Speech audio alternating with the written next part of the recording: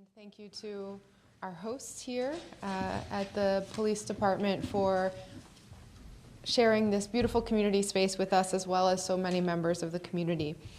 We are here with several very important leaders who've been working hard across the city and working together to make sure we are prepared. So you will hear shortly from Adrian Jordan, who is the Chief of Emergency Preparedness, Brian Sweat, who is our Chief Climate Officer for the City of Boston, John Sullivan, our Chief Engineer and COO at Boston Water and Sewer Commission. We also have Henry Vitale, the Director of the Commission here in addition. Dion Irish, the Chief of Operations, and I know we'll be joined shortly by City Councilor Gigi Coletta Zapata as well. Everyone here is working to make Boston a home for everyone. That means affordable housing, reliable transportation, and every opportunity to thrive. All of that is built on the foundation of safety and being able and ready to respond to the risks in front of us. I want to take a moment first to thank all the first responders who were involved in the 3-alarm fire and taking care of so many families who were impacted early this morning right here in East Boston on Saratoga Street. We know that there were 30 family members who have been impacted, and that fire was put down quickly, but challenging conditions in the cold, and we are going to continue to support those families, and especially the families who are now needing to find another home because of the structures being uninhabitable. So our Chief of Emergency Preparedness was already out early working on that, along with leaders from the fire department, and I want to thank them for all of their many efforts in keeping everyone safe. We also, please, I was just mentioned, Counselor, that you were on the way. We also know that safety has to include being ready for the risks of weather events and storms. And that's why we're here today at A7 to report back on the work that Boston has been doing to be ready in the case of an extreme weather event. Over the last few months, our hearts have gone out to the families impacted by some of the worst wildfires in California history, or the recent flooding in Kentucky, or events all across the country, and even much closer to home here. In Boston, we are lucky that we haven't experienced events to such an extreme. But in the last decade alone, Boston has seen 3 of the 4 highest instances of coastal flooding, the largest one-day snowfall since 1872. And last year, we experienced 2 storms that caused flooding on Lewis Street right here in East Boston. We are a city blessed with 47 miles of coastline. We're most likely to experience extreme heat, increasing coastal flooding, and intense stormwater surges because of that. And as we see today, it also comes with the likelihood of extreme weather events such as bitter cold. So over the last decade, Boston has heard from our community members, assessed the risks, updated policies, and tested out different approaches. Now we're shifting from planning to implementing the solutions that we know will keep our neighborhoods and our residents safe. Because the time to prepare isn't in the hours when we know a major storm is about to make landfall, it's right now. We're expanding our urban tree canopy to protect communities from extreme heat, installing short-term solutions like deployable flood barriers and long-term solutions such as improving stormwater management, and building climate-resilient parks and open spaces that double as not only recreation and space for community, but important protection for the safety of all as well. I want to give a couple examples from here in East Boston, too. This police station, which opened 2 years ago, includes a cool roof, for example, to help mitigate the urban heat island effect and stormwater chambers, and it also includes stormwater chambers to minimize flooding. And the Greenway in East Boston has a deployable flood barrier that will help us keep floodwaters from going further inland cutting off the waters to protect homes and businesses that otherwise would be at risk. All across the city, our families and residents in every neighborhood are safer thanks to infrastructure just like this. As the climate crisis worsens and extreme weather events become more severe and more frequent, the work that we're doing today will be put to the test. So our proactive planning means that we can identify and fill in the gaps in our preparedness so we're ready and resilient if and when an extreme storm makes its way to Boston. Now, make no mistake, being prepared for the climate crisis is ongoing work, and it's work that our teams and partners are ready to continue. We take every opportunity to incorporate climate resilience into our work, from our built environment to first responders and their equipment. And you'll hear more from the leaders to follow in a little bit. Now, before I pass it over to our Chief of Emergency Preparedness, Chief Adrian Jordan, otra vez en español, because I know some of the news outlets here are going to help us get our message out. Buenos días. Todos en la ciudad estamos trabajando para hacer Boston un hogar para todos. Eso significa viviendas económicas, transporte confiable y todas las oportunidades para prosperar. Y todo eso está construido sobre la base de seguridad y la resiliencia climática. Es por eso que estamos aquí en la estación Distrito E7 para informarles sobre el trabajo que hemos estado haciendo para asegurarnos que estamos preparados en caso de un evento climático extremo. Durante la última década, hemos escuchado a la comunidad, evaluamos riesgos, actualizamos póliza y probamos nuevos proyectos. Y ahora estamos pasando de la planificación a la implementación de las soluciones que sabemos que mantendrán seguros a nuestros vecindarios.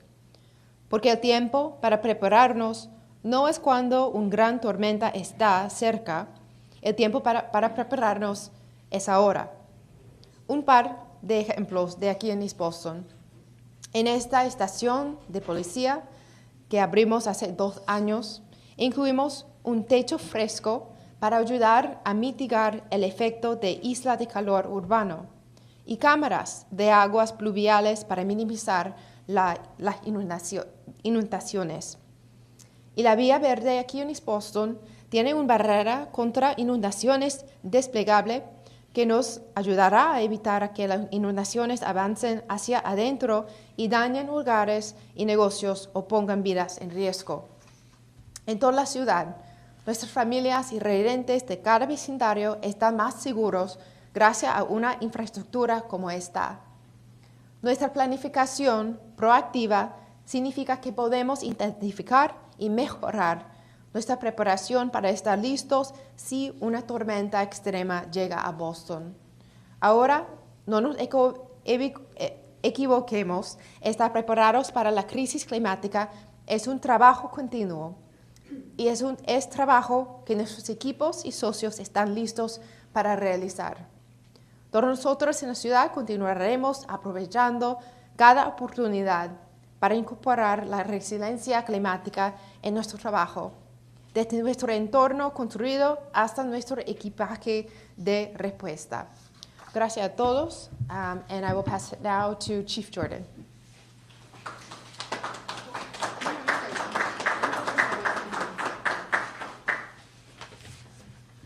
Morning. My name is Adrian Jordan, Chief of Emergency Preparedness. I wanted to say good morning, everybody, and thank you for being here today. I want to take a few minutes to talk about the work we do in emergency management, how we plan, prepare, and most importantly, how we empower residents to be safe. Emergency management is about coordination, collaboration, and communication. Our role is to bring our departments and agencies together to ensure a unified response before, during, and after emergencies. When a major event occurs, we activate the Emergency Operations Center, which is our hub for decision-making and information sharing. One critical piece of emergency preparedness is evacuation planning. Many of you have probably seen the blue evacuation route signs posted throughout the city.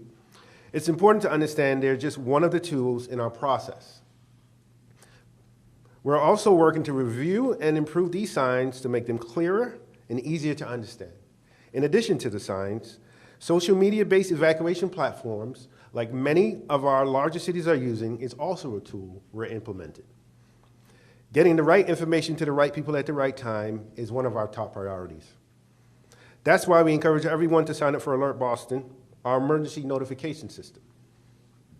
Through Alert Boston, we can send real-time alerts about severe weather, road closures, and evacuation orders.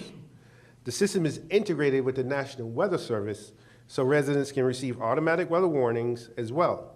Please sign up at boston.gov/alert. We're constantly leveraging technologies to improve how we reach the public, whether through press releases, social media, navigational apps like Waze and Google Maps, or partnerships with local news agencies, which many of you are here.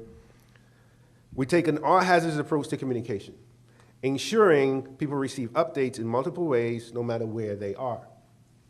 But emergency preparedness isn't just about what we do as an agency. It's about what the residents can also do. We strongly encourage community involvement in our programs, like our Community Emergency Response, our CERT teams, and we also have a program called Until Help Arrives. CERT programs, it provides hands-on skills for disaster response, first aid, and upon completion, you become a certified CERT member for the city. Our Until Help Arrives program is a 4-hour emergency skill-based training that teaches CPR and Stop the Bleed. If you're interested in either of these programs, we have upcoming courses and highly recommend getting involved. To get involved, please visit boston.gov/emergency. With respect to flood and resources, the Fire Commissioner Paul Burke has amassed a 70-member flood water rescue team, which I can proudly say is one of the most highly rated in the region. And if you notice out front, we have one of our high water vehicles, which we have 2 of them, that enable safer rescues in flooded roadways should the need arise. Finally, at the end of the day, emergency management is a shared responsibility. Our job is to provide the plans, the resources, and the communication necessary to keep the city safe. But the more our residents are informed and engaged, the stronger our response will be. So I urge you all to take a moment to sign up for Alert Boston. Consider joining our CERT team, and most importantly, have a plan for yourself and your family. Please visit boston.gov/emergency for information on how to create an emergency plan and build an emergency kit. Thank you very much.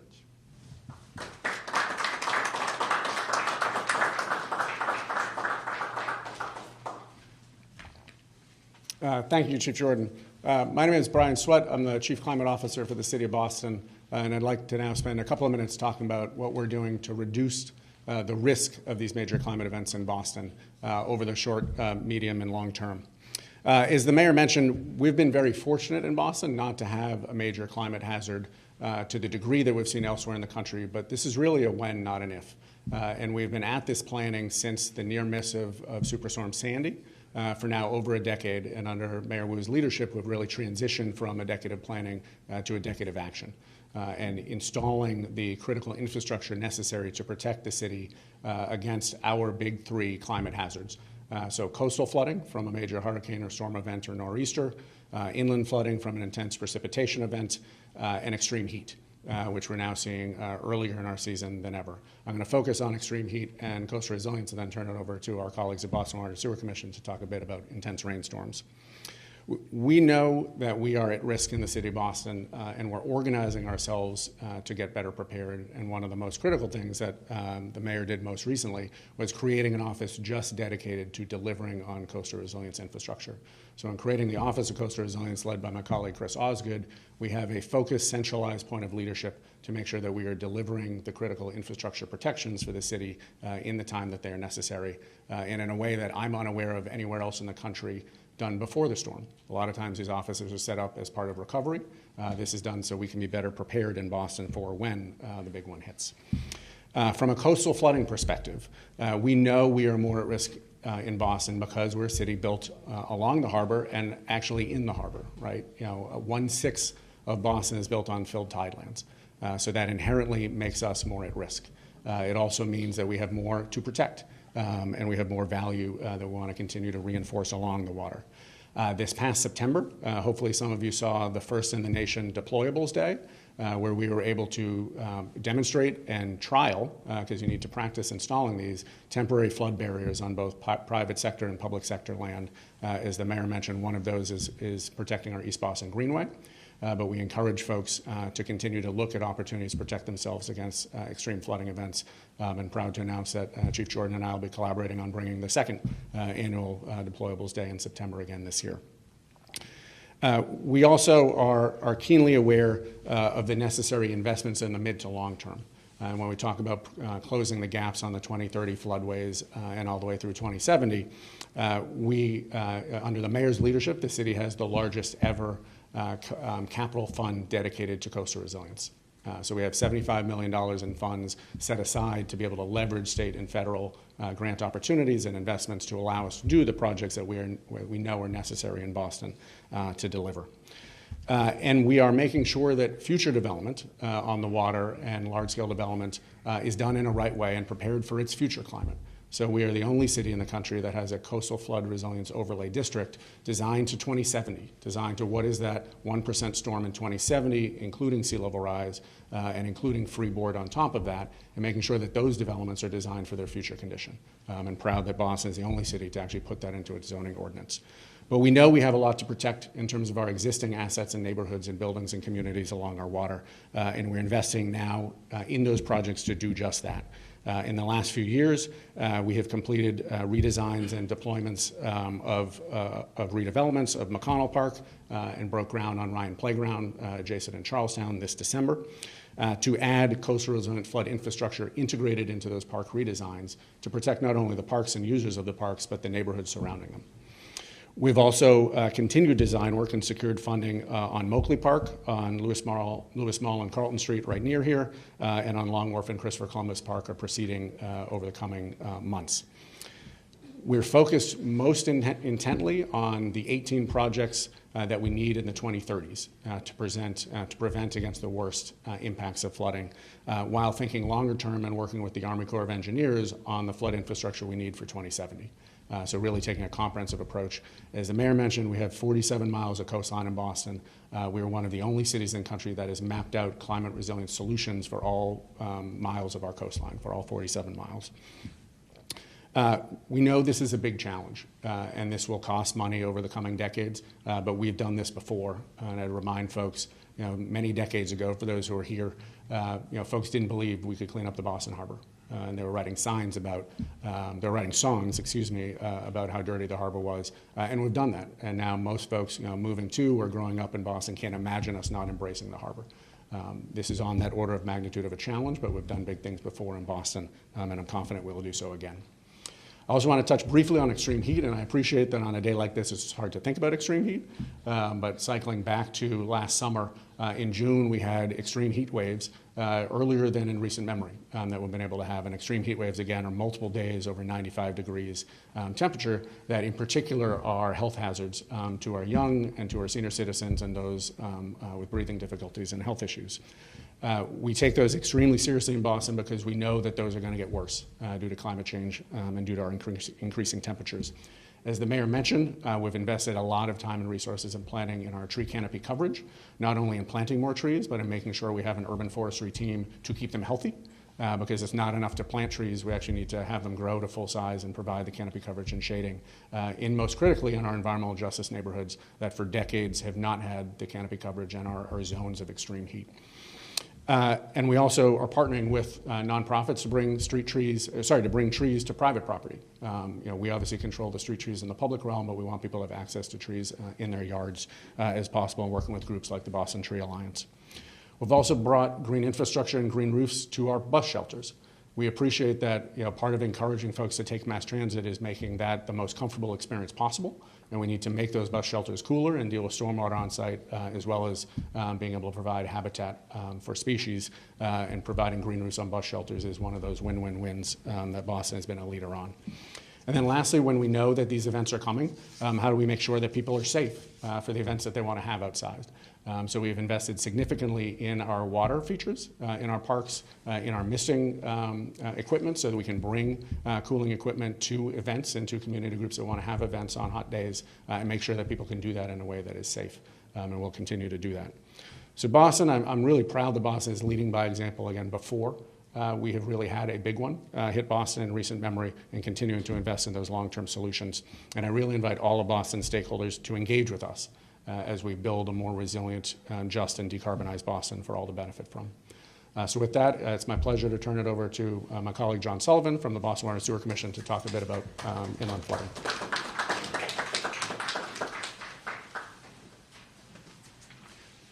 Good afternoon, everyone. I'm John Sullivan. I'm Chief Engineer and Operations Officer of the Boston Water and Sewer. Our large wake-up call occurred way back in 96 and 98. In 1996, we had a 8-inch rainfall over 24 hours. Massive flooding everywhere. Not everyone remembers it. It's been so long ago.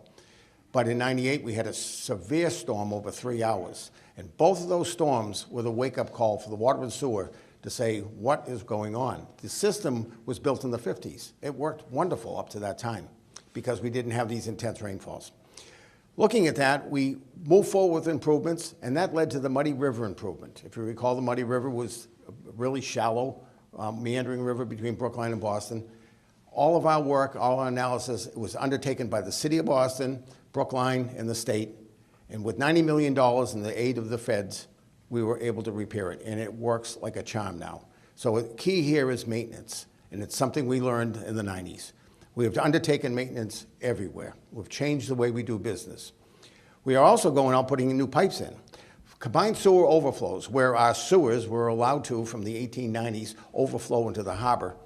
We went in to change those. We build 2 pipe systems now, one separate for sewers, one for drainage only. That allows us to increase our drainage capability. We've done Dorchester, we've done South Boston, we've done Jamaica Plain. Hyde Park was already separated. Brighton's mostly separated, as well as West Roxbury.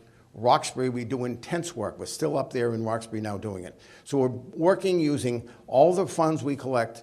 We go out there and improve our neighborhoods through a much more resilient system. Now, of course, there is the design. You see the floods in Kentucky last week. There's a rainstorm bigger than the rainstorm that everything's designed for. The key is we are different than these other states. We have the hills, and so we're concentrating on the valleys, how we can keep that water moving. Very important when you see the damage being done and destruction of homes, what we're trying to avoid, and we're working on it. One of the big things we went ahead with, the city went with their coastal work. We looked at it and said, well, there's no way for us to get rid of the rainfall. If we build all these berms and keep the tide out, how do we get the water out of the city? So in conjunction with the city, we built, number one, an inundation model. It's live, it's on our website. And with it, you can predict in 2050, 2070, what would happen with a high sea level rise if we did nothing. It shows the devastation of the city. We then added additional things saying if the city can get their berms built and we can build facilities to take care of the water, whether it be storage or pumping, we can protect the city of Boston. And it's something we plan on doing. We also did the coastal resilience, to further the coastal resilience. That again is on our website. I urge you all to take a look at it. It shows in each neighborhood what we need to do and how we need to move forward. And we're working also with the Army Corps along with the city of Boston, hand in hand. Since the late 90s, every building in the city of Boston has been required by the commission to hold the first inch to inch and a quarter of rainfall on their site. They generally do it by putting it in underground infiltration chambers. The beauty with that is the rainfall, when it first rains, the dirty water, because it picks up the pollutants, gets to go through the soil and Mother Nature takes care of it. It increases our groundwater and it slowly comes to feed the rivers. It's the way nature intended. We're going back to the way nature was when it rained out. This was the basis in the 1990s of the green infrastructure that the city now has embraced. So we have all those with the GI projects. We also went to the schools and we built in the schools GI systems and a curriculum so the teachers could teach our youth who will eventually take over our city why it's important to go the route of green infrastructure. Something we didn't do in the 50s. In the 50s, it was build a pipe, get rid of the water. We have reversed that. That's all changed now. We recently implemented a new stormwater fee, and people think that's extra funding. Well, it's not. We took the wastewater fee, your sewer fee, and we took the portions of that money that we collected that were worked on for the storm system, we took it out of the wastewater fee. That's so it's more equitable. People with large parking lots that have no water and sewer accounts were getting these services for free. They now equitably distributed across the city. So with the new stormwater fee, it allowed us to do another thing. We provide up to $8,000 grant for you and your own property to build a GI feature to hold additional water. And we have a credit system. You can get up to a 30% credit on your stormwater fee if you could show us that you're holding the inch of water. So all those buildings since 1990 forward can all apply and get credit if they show us that they're maintaining these systems. And like all systems, maintenance, maintenance, maintenance. We also went and we have a program, we're televising the internals of all our sewer and drain systems. Every inch of the 1,500 miles of water and sewer pipes in the city of Boston are being televised, inspected, and we can find places that are ready to collapse or need maintenance, or in many cases are just fine. So this is something, an inventory not done by any other city in the nation. We're the first ones to go ahead and do this. Our inundation model, by the way, won a national award for being ahead of the game, being able to publicly face and tell people what the issues were. So all of these programs allow for credits. We're trying to get everybody involved. And the important message I'd like to bring to everyone, we're all part of the city. Boston Water Sewer will have the pipes in the street and we'll have those catch basins. And that's what you see and you assume that's going to take away the problem. Everyone has a responsibility on their own home to make sure they understand how the water flows in their home, from their neighbors, from a hill behind them. They need to know where their basement windows are and how to avoid the water from coming in. We need people to understand their own house, and that's extremely important. As well as when it rains out, if there's leaves in the fall, those leaves will flow down to those catch basins, cover those catch basins, and it can cause a minor flooding incident there. We need people in everyone's neighborhood because they are your neighborhoods. We need you to go out there, understand where your catch basins are, and we have a map on our website that you can find out where they are. We need you to pay attention to that and help us remove leaves. Last weekend, it snowed out, and then it rained out. And all of that rain was trying to get to the basins, and it had little floating ice balls, and they got on top of these catch basins. We need you to help protect your neighborhoods.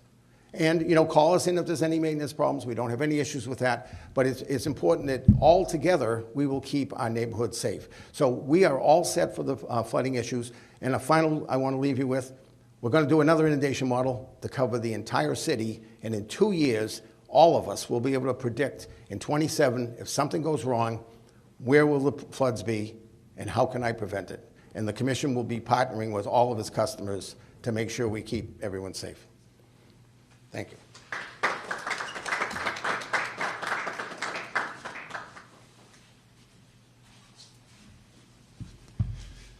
Good morning, everyone. First, thank you, Mayor Wood, for your leadership on this, and my colleagues for the work that you all do and so many are doing every day to make sure that Boston is prepared. My name is Dion Irish, Chief of Operations for the City of Boston, and you've heard so much already about the avenues that we're taking to protect residents in the case of emergencies. Buildings in our city play an essential role in supporting our communities during and after climate events, and we're preparing ahead of time. Many of these building-related efforts are led by the City of Boston's Inspectional Services Department. In the event of extreme weather, ISD issues emergency notifications to contractors and property owners of sites under construction to ensure critical information is accessible as quickly as possible. ISD also recently brought on our first ever floodplain administrator, Logan Grant, who's here with us today, who's working to implement a smarter floodplain management practices. Having a floodplain administrator is a key first step towards qualifying for FEMA's community rating system. That program, through that program, communities can get access to lower cost flood insurance. Money saved by individual property owners makes it easier to prepare and recover from disasters. The floodplain administrator will be working on ISD's public information practices, floodplain mapping and regulations, flood damage reduction, and flood warning and responses. Landlords and property owners will also see on this year's rental registration form the opportunity to identify buildings that include basement units. Residents of these units are at high risk during the event of a flood, and we are prioritizing knowing where they are so we can proactively provide support. Our city facilities also play a critical role in supporting residents during major climate events, which is why we're designing them with that in mind, like buildings such as this. Projects like the new Dorchester Community Center, the North End Community Center are being designed to serve as emergency heating and cooling centers for residents. Many new projects are incorporating transfer switches so they can use a mobile generator in emergencies to provide electricity, such as Engine 17 in Dorchester and the Engagement Center in the South End. We've also had flood barrier systems custom engineered for City Hall to ensure basic city services continue to be provided in the case of emergency storms. We also strive to reduce risk for climate emergencies up front by leading with the latest best practices in the design of our city facilities. Boston's Public Facilities Department just published its new design standards for city buildings, which requires projects in the flood zones to raise mechanical systems above flood levels, heat mitigation strategies such as cool roofs and shade trees, and prioritizing green infrastructure to manage stormwater. We've seen these strategies implemented so far at the Curley Community Center, which was renovated in 2022, which was designed with mechanical systems on the roof and out of the way of potential storm surge, also with deployable flood barriers facing the ocean. The new EMS Seaport Station that's currently under construction also has sensitive equipment being located on the upper floors, and the first floor is designed to be floodable. And the Boston Public Library in Chinatown and South End, which are both in design, both of which feature an elevated first floor. So we're focused on making both our public safety facilities more resilient so they can serve in an emergency, and to adapt to building our communities, to the buildings that our communities gather in so they can weather storms and continue to serve residents during and after major climate events. Now I have the pleasure to introduce Councilor for District 1 and also great leader on this issue, Councilor Gabriela Coletta Zapata.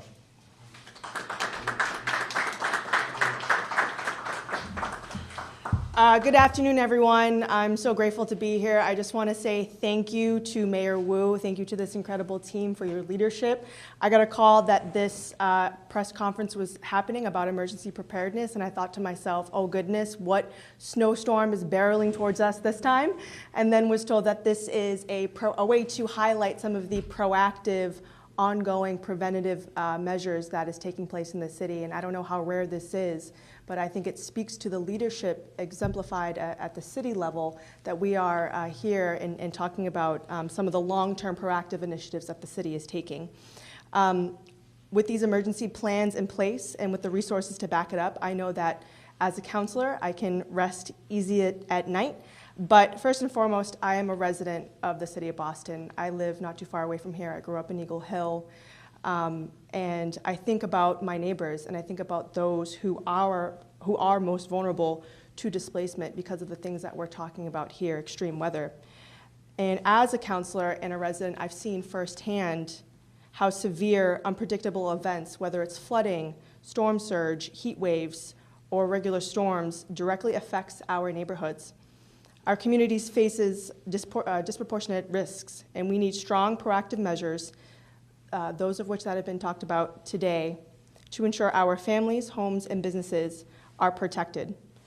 And it's critical, I think this is a way to get information out to residents, and so it's critical that residents take advantage of available tools, like Alert Boston for emergency notifications, knowing evacuation routes, and creating an emergency plan with their families or loved ones. And I know that it is a priority of this administration and certainly of the council that any preparedness communication is accessible to all communities, including language access, outreach, and culturally competent resources. I know that the city under Mayor Wu's leadership will continue investing in long-term infrastructure solutions like improved stormwater management, coastal resilience projects, and expanding tree canopies to combat extreme heat. And in partnership with the leaders here, I am committed to ensuring these investments reach the most vulnerable communities first, and so no neighborhood in Boston is left behind. Thank you so much. Now I'll bring up Mayor Wu again.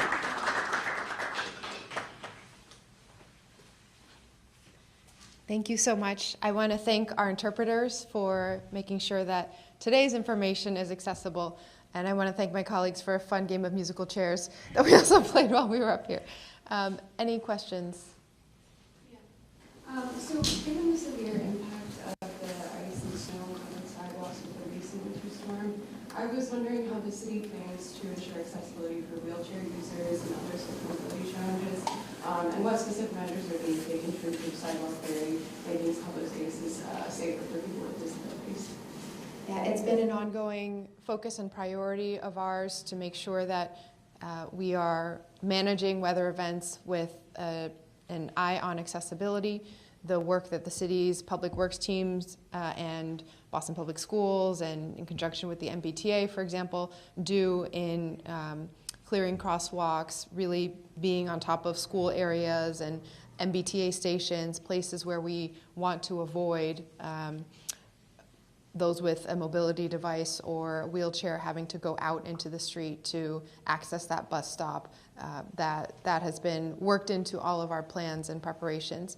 The challenge here is that the way the responsibilities fall, as John was saying, it's everyone's job to be part of taking care of our neighborhoods. The city and public entities are responsible for clearing the roadways, and property owners are responsible for clearing the sidewalks in front of and on their property. We need to do a better job of this collectively. The city, when we are the property owner for public space, public buildings, and public spaces, we work really hard and hold ourselves accountable to that, whether it's the plaza in front of City Hall or pathways through the Boston Common, Public Garden, and other public parks.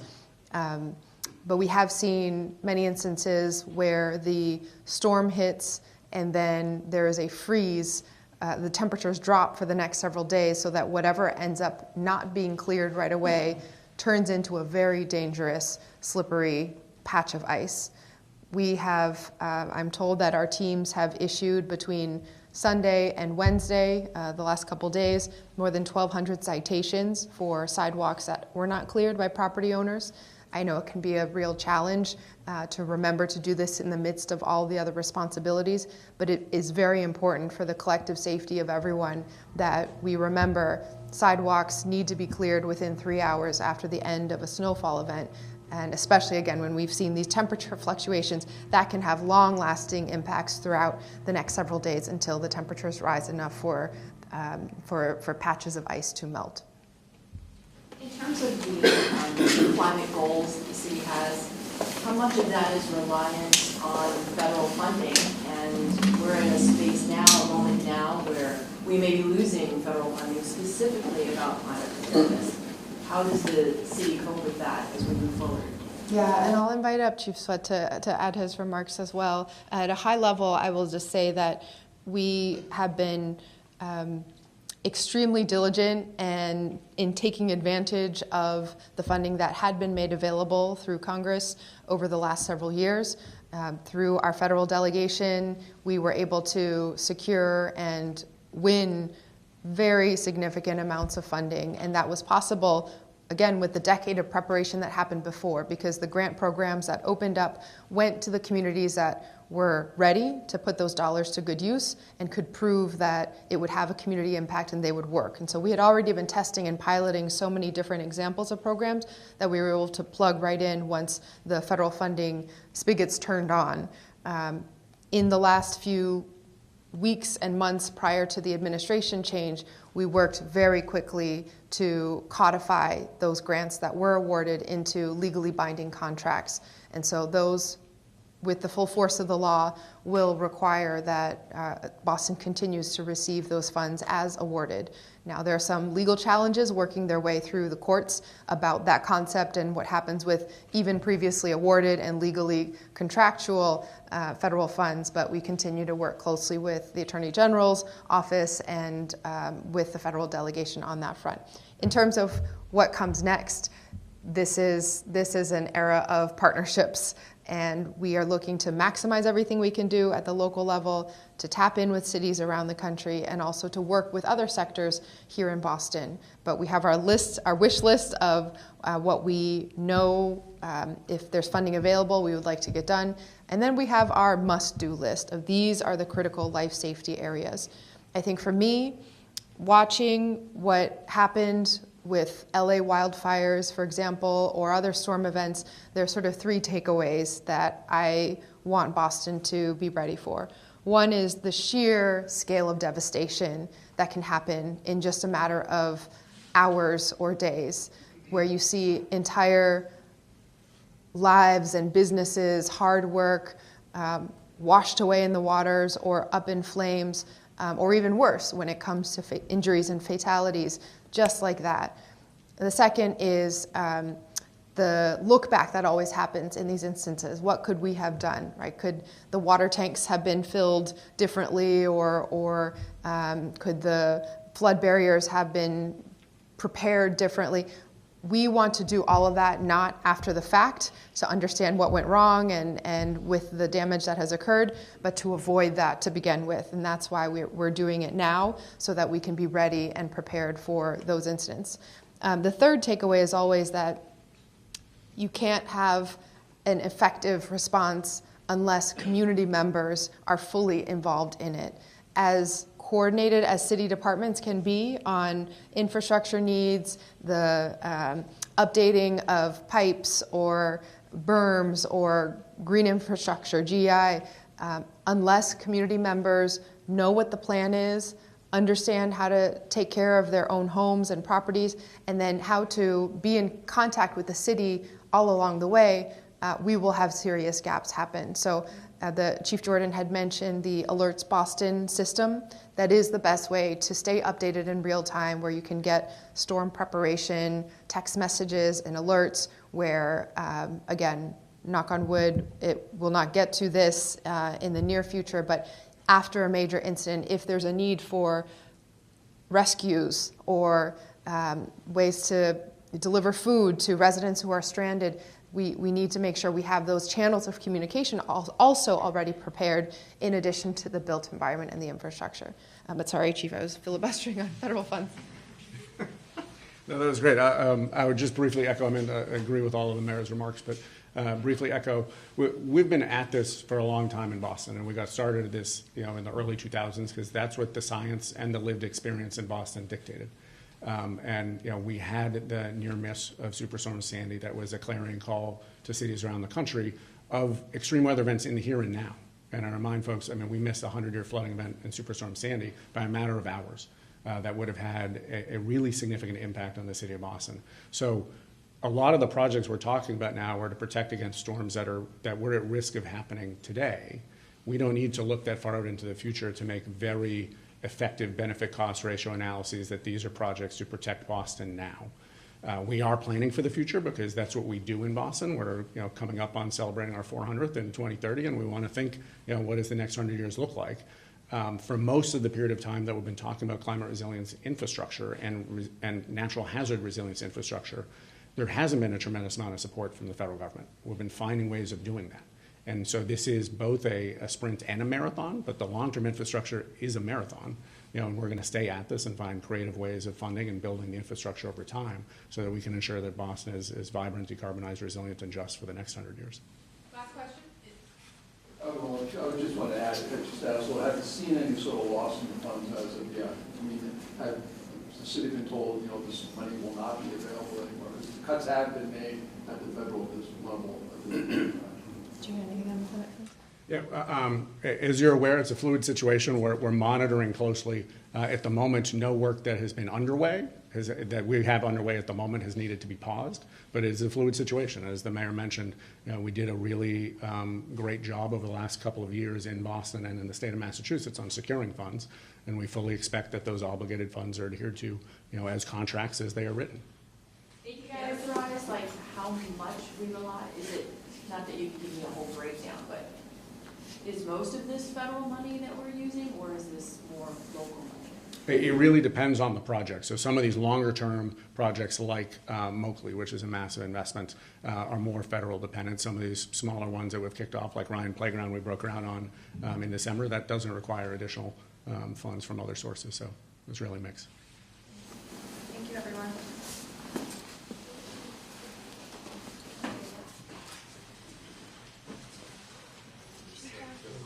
Thank you.